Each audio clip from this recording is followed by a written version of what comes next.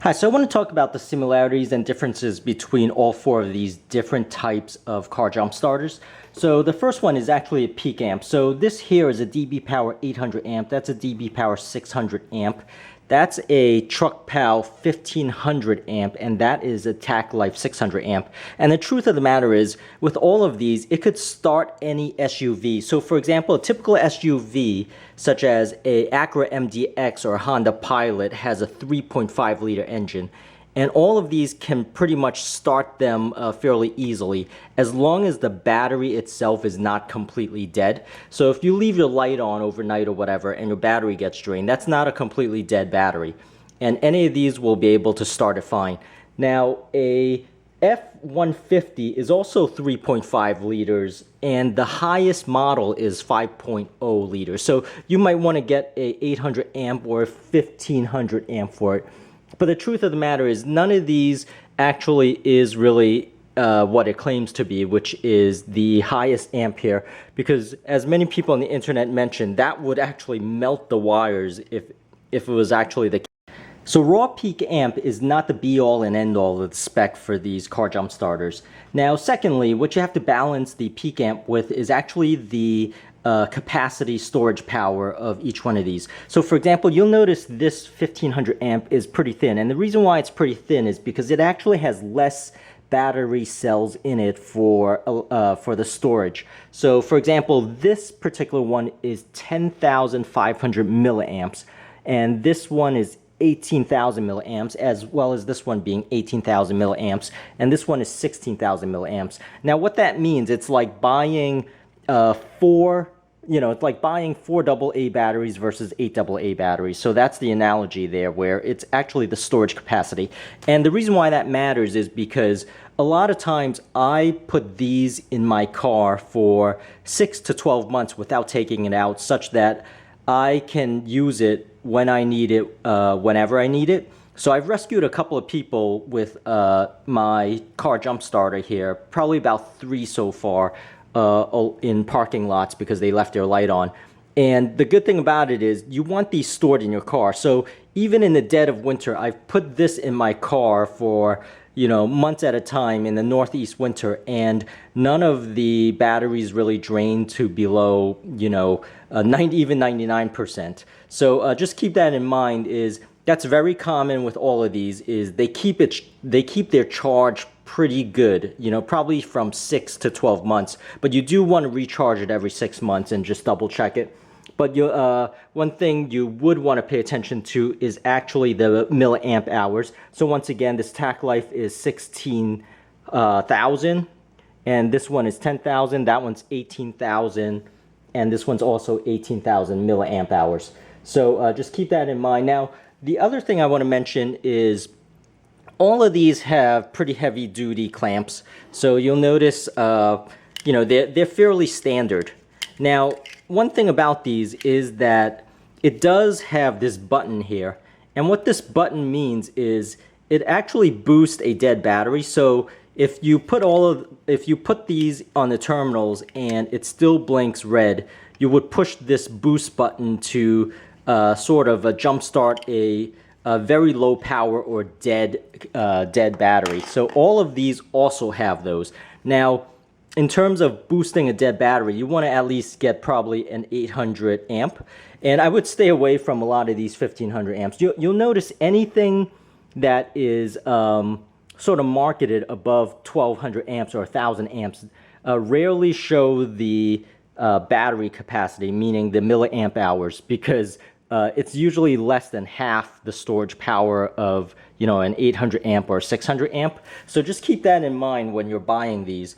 And I'll have a link in the description area for all of these.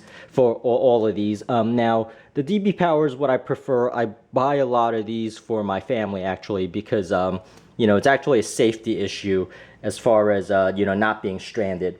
Now, the other thing you want to notice is also that it actually comes with an accessory as a wall charger, because these are the things that charge it fast, and basically you only have to charge it once or twice a year anyway. So, but for example, all 3 of these came with a wall charger, except for this 1500 amp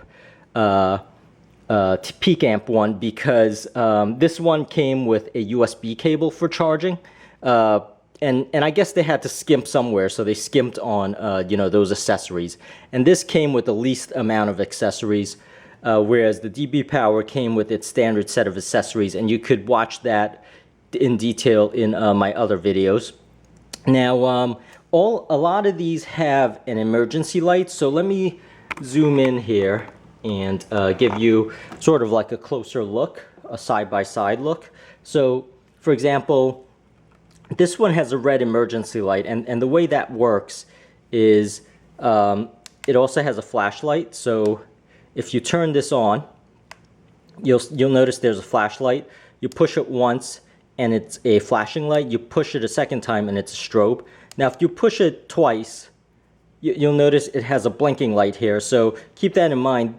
I don't find these things very useful, but you know, perhaps you will. Now all of the DBPowers usually comes with that. So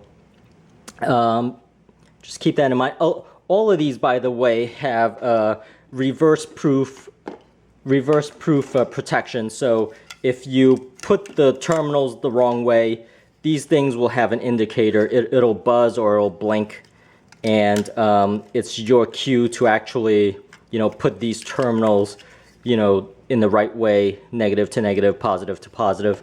So just keep that in mind. As far as the differences with some of the terminals connectors, you'll notice there might be a more descriptive indicator here.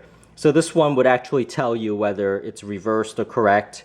So you might want to get this more descriptive one, for example, for, I hate to say it, but for women or for people who aren't too familiar with car maintenance or, you know, basic, you know, electrical prowess. So, for example, but just keep that in mind with some of these.